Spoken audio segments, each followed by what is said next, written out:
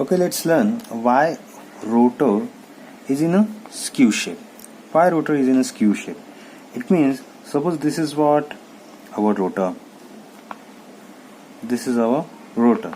Okay, and the rotor bars, they are like this in a skew shape. Bars, or you can say slots for the slip ring.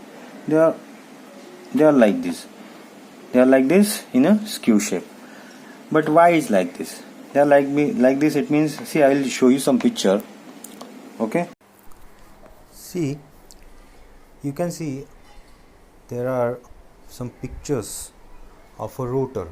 This is a simple construction of our armature of slip ring rotor. This is also a squirrel cage rotor.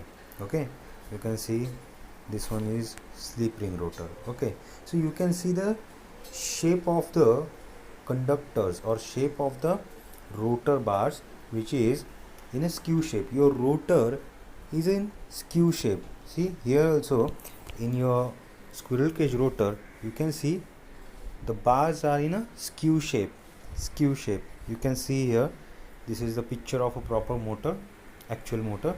So here this is what your stator, but this is your rotor, and you can see the rotor construction. The bars are in a skew shape. Okay, here again this is your armature slip ring rotor, right? Slip ring rotor. So this construction is again in a skew shape. So why it is like that? Why we made our rotor in a skew shape? Okay, let's talk about it. Okay, like this you will understand what exactly the skew shape is. Okay, now this is what our skew shape. But why we make it? Now before giving some information about this topic, or before going towards this topic, first understand, if you are not going to make this, and suppose we make it directly horizontal like this, okay, what will going to happen? Now see, try to understand one thing.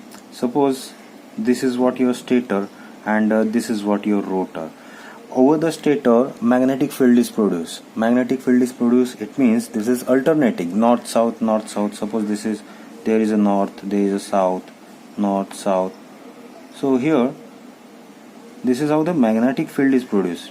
Okay, so this we known as a magnetic teeth, or you can say stator teeth.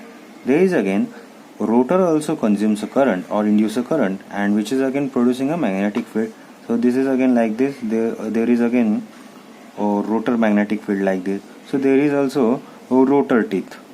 Okay, so I'll elaborate, or I'll draw it like this. Okay, now suppose this is what your stator teeth, I can say stator teeth, and suppose this one is your rotor teeth. Okay, this is your rotor teeth. Okay, getting it? Now see, try to understand. It means this is your stator, this one. Okay, and the rotor teeth are this one. In between this there is an air gap here, right? Now just observe one thing here. Suppose what I said, the magnetic path, or you can say the construction of your rotor is a horizontal way. We not done the skewing, we just make it a horizontal. Then what happen?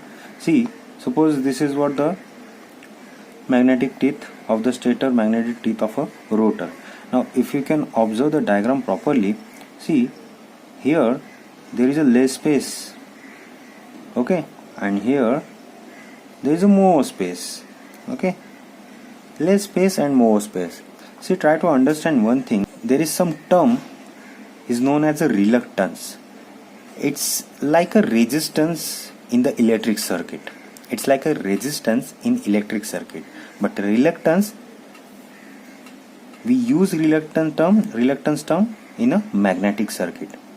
The same as your resistance. It means resistance opposes the current, right? It will oppose the magnetic lines of force. What? Reluctance. So when there is a bigger gap, you can found the reluctance is very more, or you can say bigger reluctance is high, and if you found low air gap, reluctance is low. Okay, now you can say there is a low reluctance and there is a high reluctance. Okay, now just forget the reluctance. You can see there is a air gap. In between this air gap, there is a magnetic field is produced. Rotating magnetic field is present. Right?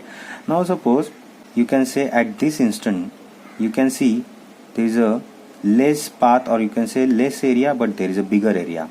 It means your rotor is now rotating. But if you can see, or if you can observe properly, when your rotor is rotating, your air gap here is not constant. It is changing, right? Here it is less, here it is more, right? So it is actually changing constantly. Now when it is changing constantly, means you are getting continuously fluctuating flux at the rotor. Fluctuating flux. Now when you are getting fluctuating flux, the resultant flux will become again fluctuating. It will affect your torque, that will become fluctuating. It means it will going to produce humming noise because it is continuously changing. That's why your rotor will produce humming noise. Like somewhere you have heard vibrating noise. Something is vibrating, like our mobile phone is vibrating. The noise is coming, that is humming noise. Okay, so that noise will going to come from your rotor, and which is not good at all. When it is coming, it means after some time it will going to affect our motor badly. Okay, it will going to damage our motor. Are you getting me? So this is what first. Okay, now second, I was talking about the reluctance. Now there is a more area, more reluctance, less area, less reluctance. It means reluctance is always changing, less or more. Okay, so what exactly your machine wants? Your machine wants to perform 100% efficient, right? But it means your machine wants less reluctance, right? Your machine wants low reluctance path, right? So what it will going to do? It will try to catch this thing only, right? And it will try to hold this thing only. It means there will be magnetically locking happen. Magnetic